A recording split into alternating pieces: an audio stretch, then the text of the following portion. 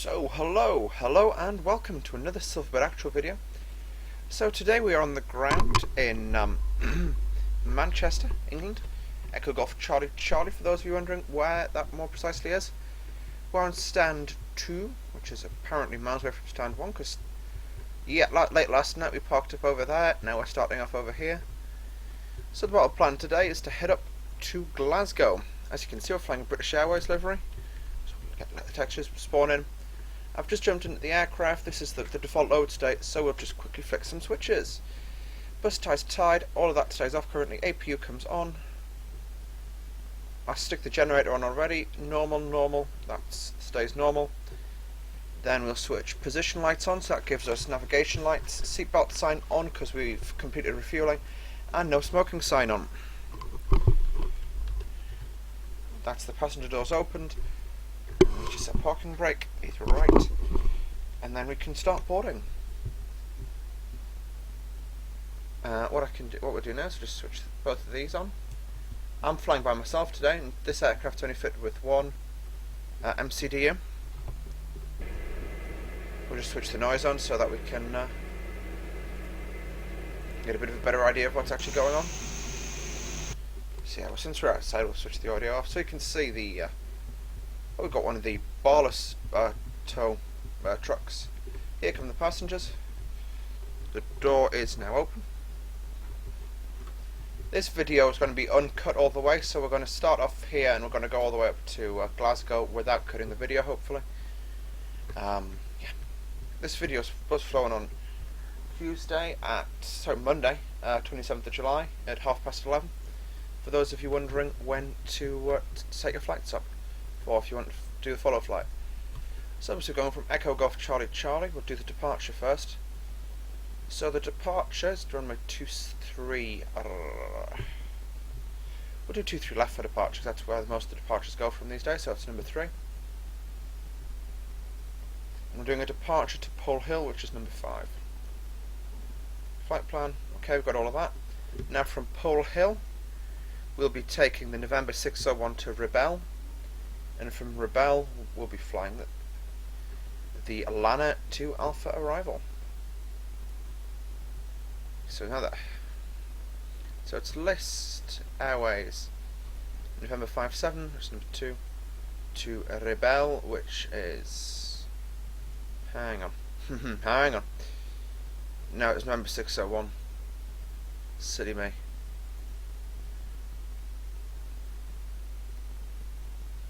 To Rebel, and then we'll configure the arrival once we get there. Boarding is now complete, so we'll request permission for push and departure. Well, boarding frankly isn't complete, but okay. You see, well, you're still loading back, so boarding isn't complete at all. Passengers have got on board, boarding isn't complete. Anyway, this is the fictitious Dash 8 by British Airways. That should be down, that should be off, that's on. Alright, let's go. Notice the steering can come off because we're getting pushed out today, we're not powering back.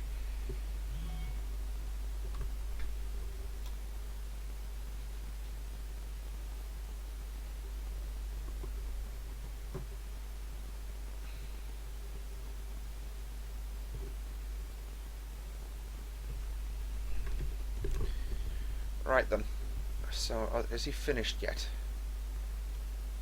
Yes, he's now finished, so we'll request prepare for push and departure. Nose to the left, tail to the right.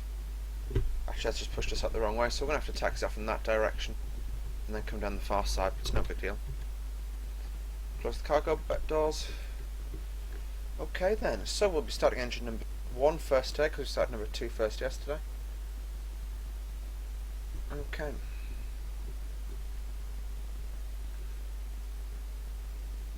So we'll start the engine, switch the anti-rotating beacon light on. I'm not doing PAs because, frankly, it's flight sim, and no one's going to listen to them anyway.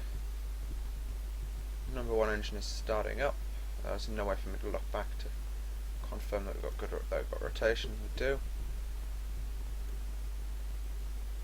We can't do single engine taxi outs on this aircraft as they would with the real Dash Q400, but that's no big deal. Autofeather can come on though. When he's ready over his parking brakes, he'll be ready as soon as he gets there. We'll start engine number 2 now.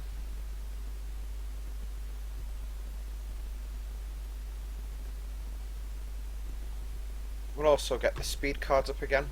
I haven't linked those in the previous video. I will do that very, very shortly.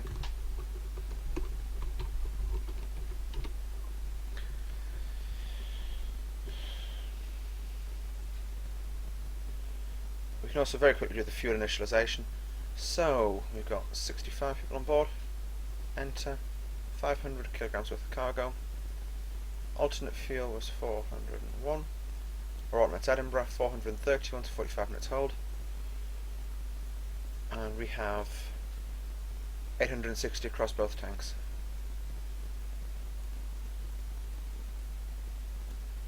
Okay, gross rates 25, going to be 25 again.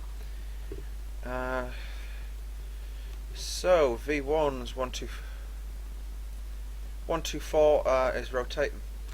So no, it's not barrow setting. I'm not doing that just yet, but it's. Oh crumbs! I was totally swirling the wrong switch then. So we'll make V1 124. V rotate 124.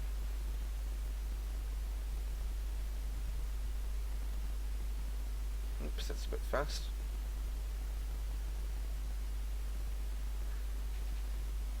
And V2 it needs to be 127. Damn it. There we go.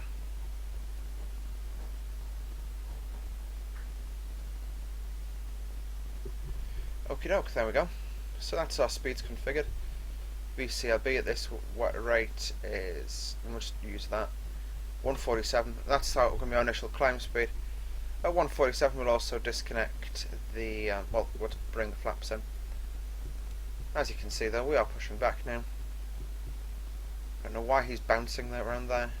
We're using active, I'm not actually using an active sky weather injection today, I'm just using the active sky default theme since I'm offline. Yeah, we're going to get pushed out onto here and just taxi off in that direction. Taxi around kind of the perimeter here, around this area, down that taxiway, crossing, and that's when we're taking off from. So yeah, I love flying offline. Master cautions, that's what they're up for.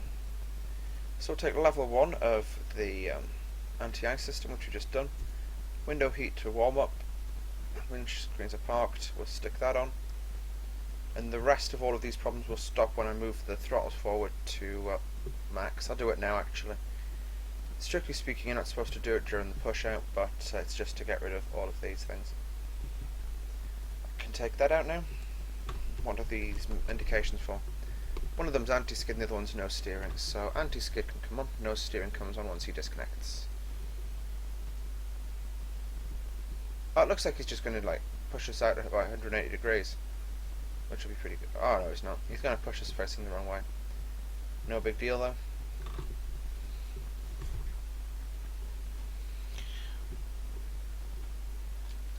I finished my cheese strings. I'm sad. But it just has got to show how very quickly you can start this aircraft up. Yeah, no, that's too loud. I've got a headset on, so it's really quite loud. If I just stick the headset on the neck. Set parking brakes. Brakes up.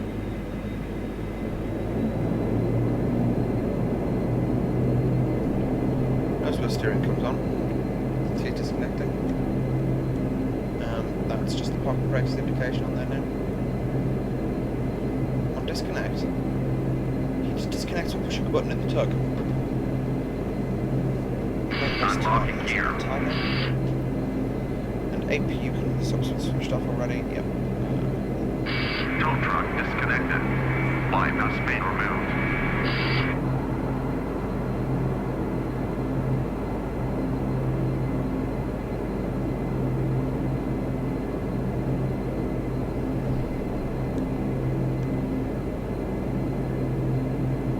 It's actually Aviator to do the handling for BA at Manchester. Left is clear. Right is clear. That's the wave off. Clear to start engines.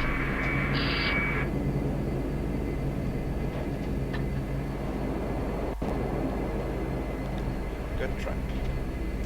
So, taxi light, that can come on now that we're clear of the apron. I'm not going to go blinding anyone. Now if we look at the SID profile, initial launch is 2,500 feet. So we can just stick that in.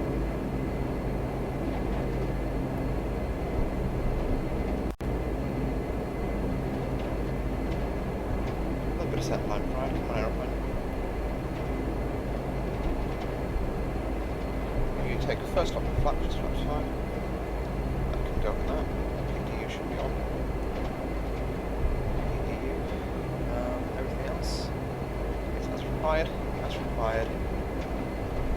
Also with this aircraft, they encourage you, if you want to slow it down, not to use the brakes, but to do that and pull the thrust into like almost a little mini reserve kind of area. So we're taking this taxiway. The key skill about taxiing the Dash, if you're using the nose wheel steering as opposed to the pedals, is to allow the aircraft to turn, but straighten, centralise the steering before it leaves the turn. So I've centralised it now, and that's brought us out near enough on the right heading in the right direction. Yeah. Just confirming the microphone is on.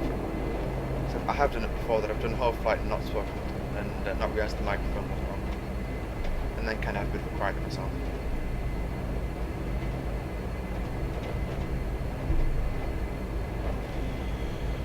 What we'll do now as well is switch the nav source to FMS. You can hit go around switches and select nav as the power value during the go around. Clear on the approach.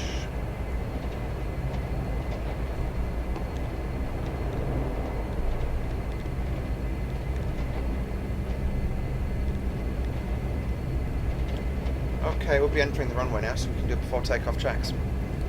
Landing lights can come on. Those lights can come on. We'll pretend we've been cleared for takeoff. A little bit to the right of the left, right of the left. That comes off, that's set. And the transponder comes on as well. What should you just do by holding that down? Just switch the transponder on and TCAS.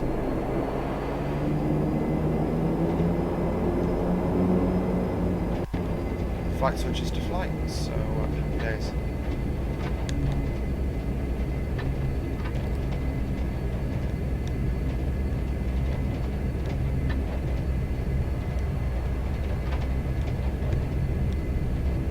We can also I'll just so the aircraft does capture 2,500 feet and doesn't go straight through it.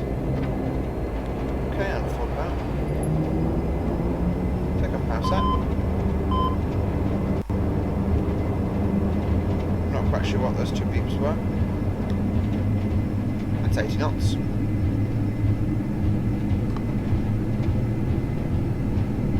V1. Rotate. Positive right. Gear up. Pitching for V fry. Flaps up.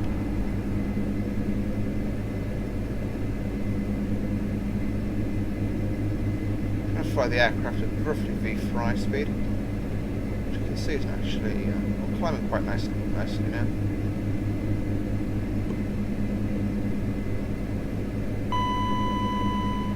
Okay, that's 1,000 to go. Autopilot. The autopilot's now just outstarring itself, because we are climbing rather rapidly. That's 1,000 feet above feet of so we'll just pull the power back. Now do the climb checks. So flaps should be in the up position. We've got props 900. That's the climb checklist. Next altitude is 2,500. We'll be holding that for the nearest of futures. Put the flight plan page up. Yeah, 2,500. Then it's unrestricted. Oh, it's 4,000, and then 5,000 over Pole Hill.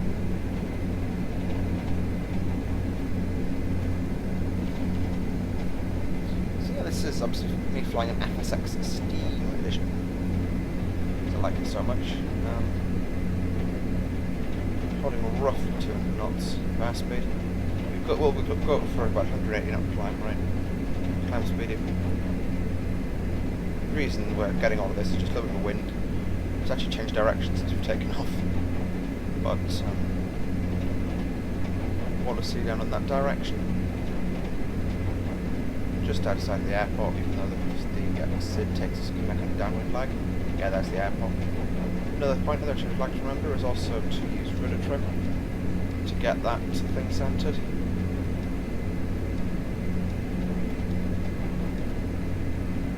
Use right-hand and left-hand rudder trim on this aircraft, because when the prop wash comes off the props, it hits the rudder, and the props spin that way, so the airflow goes like that and forces us to the right. Just going to counter that with a little bit of rudder trim. See, that's the airport we're just taking off from. So, whoa-ho. Whoa-ho. So, next waypoint's 4,000 feet. So, I can bug 4,000. I'm just popping the screens out because personally I think it's easier for me to see it. It's easier for you guys to see. 2,500. 180 to right.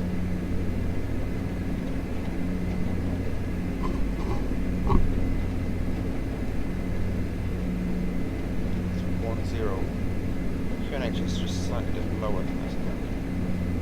It's about right on the QNH front, so it's about 1013 hectopascals. I'm climbing for 4,000 feet now. Confirm that, D3, yeah. 4,000 feet IAS. So just click IAS mode in, and then scroll the IAS back to 180. Which is the wrong way.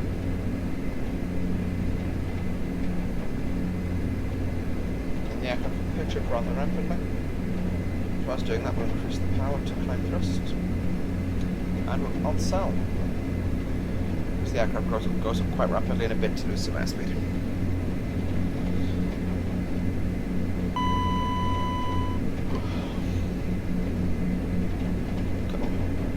It's a pretty stepped departure. I'm not sure if these are firm altitude restrictions. Yeah, it's at or below 2,500. That's at or below 4,000. And then 5,000 is not a firm restriction, so we'll head out from there. And then we can do, well actually wait until we get to Port Hill before we start doing the arrival. It won't give us long to do it actually. Yeah, after this next waypoint we'll just go all out climb. 4.3 miles and 2 knots, that's not too long. Power. Quite idle. A little bit by Speedy Gonzales there.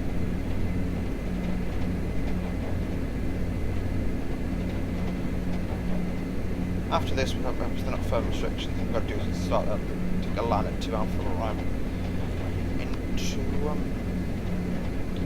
Echo Golf Papa Foxtrot, which is Glasgow. Landing runway 23. It's the land at 2 Alpha. Is that the land 2 Alpha? Yeah, land at 2 Alpha. So, approach. ILS approach. Not doing VORs, even though VORs are fun. Flight plan. There we go. Just remove all the areas of no link. Get rid of that. Okay, well, IAS mode up. 190 knots. We're just going to increase the power a bit. What we'll do is we've got IAS mode and we'll scroll the aircraft up to an altitude of I think it was 19,000 was the cruise we discussed. It's quite a low cruise because it's a very short flight. You want to spend more time actually flying than you do on a cruise. Just generically speaking. I'm getting rid of that yoke because it's just annoying. It's meaning I can't see what I'm doing.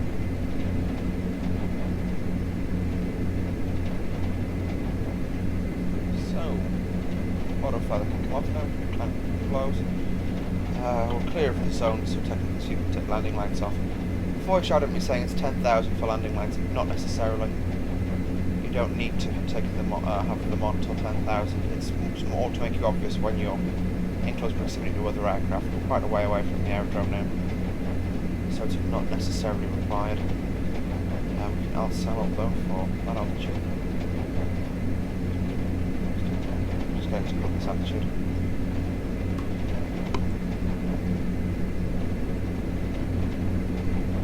Okay, let's climb thrust.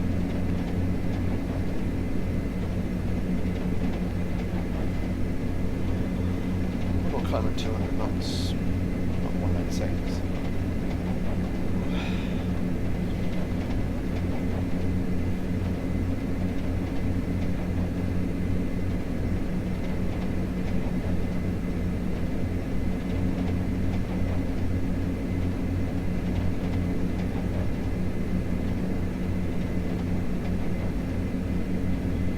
What we'll do is we'll take direct from the bell, because there's no point in us going to the pole. It's a pretty empty airport, so what I say is if it's pretty empty, they'll just take a shortcut to direct to Rebel. Yes please, kind of things what to do, so... You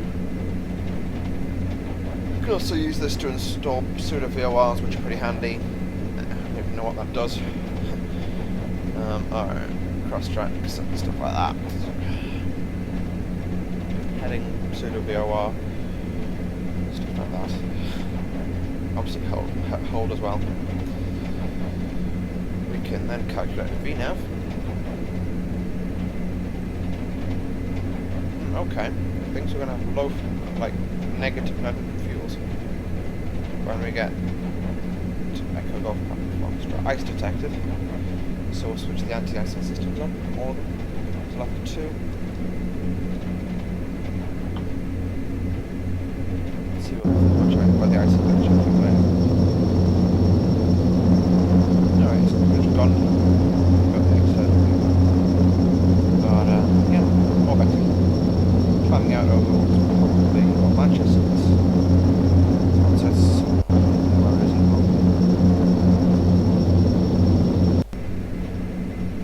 Just the way to do it, so I'm just going to go left.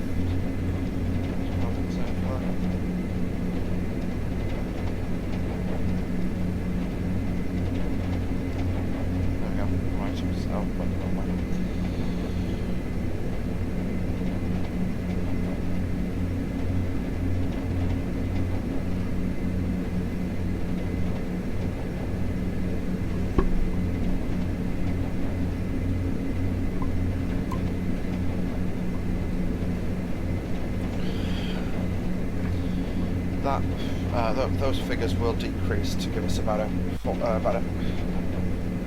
got 1,400 on board now. I'd expect us landing with about 500 kilograms on board. That's minimum, because at 500 that's one missed approach after Edinburgh, which is our optimum. Or even Prestwick, which is probably a bit closer, but I don't have CME for Prestwick, so I don't like using Prestwick as much.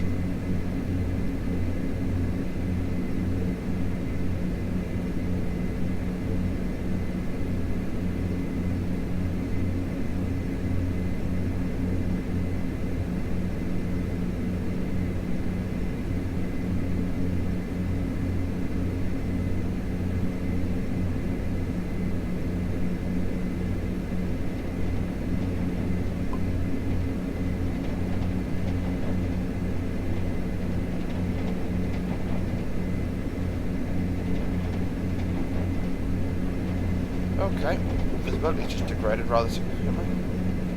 We can see the fuel, but the fuel it's expecting us to arrive with decreasing about a minute. Distance 304. No, that's something dodgy.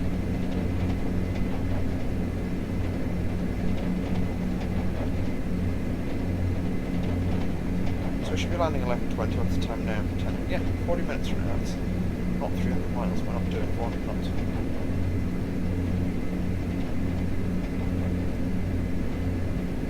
What we'll do is we'll just take out IAS mode now and get it to hold a pitch. Climb. Because the climb is decelerating now. 1,000 to go. I'll sell. Check. Yeah, I'll sell.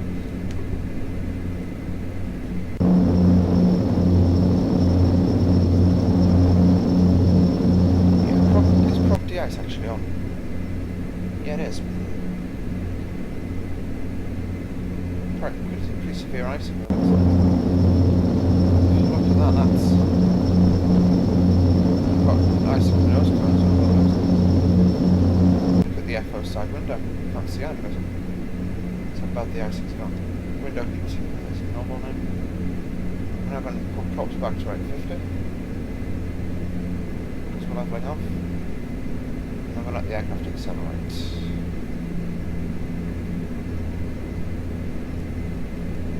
Props already gone back to cruise mode, and then there should be climb power.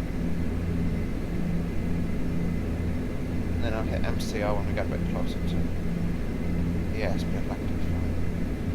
So if I look at fuel now, that's not right. It's got an hour and 10 minutes fuel endurance, and thinks we're going to be on the ground. Yeah, it's now increasing. There we go. It's now getting sense. We should have about 20. Okay, we might be a little bit scotch on fuel, but we should have a 30-minute reserve on landing. We'll just call fuel critical and land pretty soonish. Because there's no reason for us to go alternate, because the weather in Glasgow is pretty okay, but it's just raining a bit.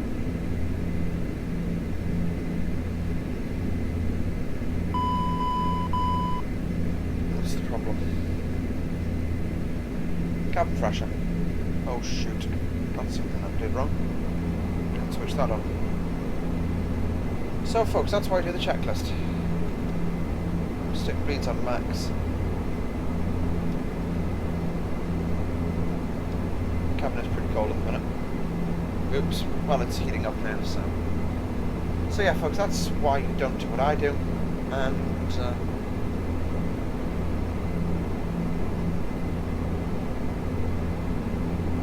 No, we should be pretty okay. That's the backup screen for the engines.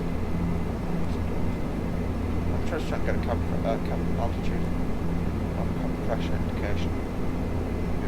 Yeah, right. It's descending 500 feet per minute. And in all fairness, the cabin pressure's at 9,000 feet, which is completely fine. So we didn't endanger anybody's lives. Just the cabin pressure got a bit low because it's a.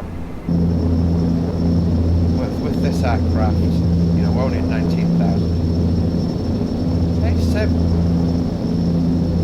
It's Sim doing this jet, it's not a frame drop.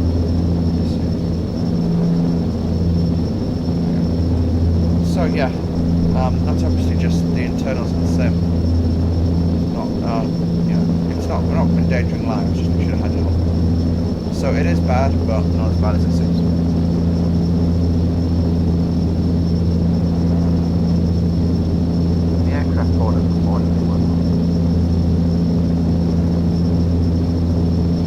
So folks, I know I said I wouldn't be cutting this video with 2, but I'm going to cut it in 2, so I'm going to cut it right now. So folks, I'd like to thank you for watching episode 2, part 1 of Dashisms on our short trip from Manchester to Glasgow. See you in about 25 minutes folks. Bye bye.